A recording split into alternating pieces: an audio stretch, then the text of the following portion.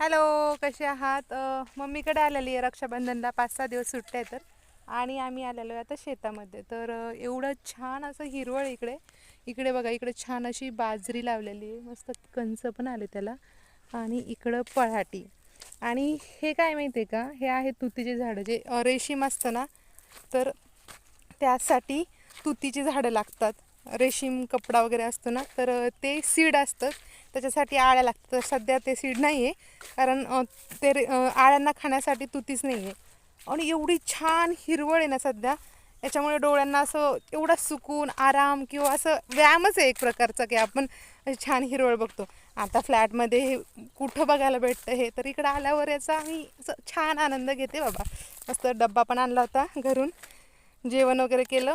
आणि इकडं आता विहीर होती, ती बघायला आलो होतो. आता बांधलेली आहे तर.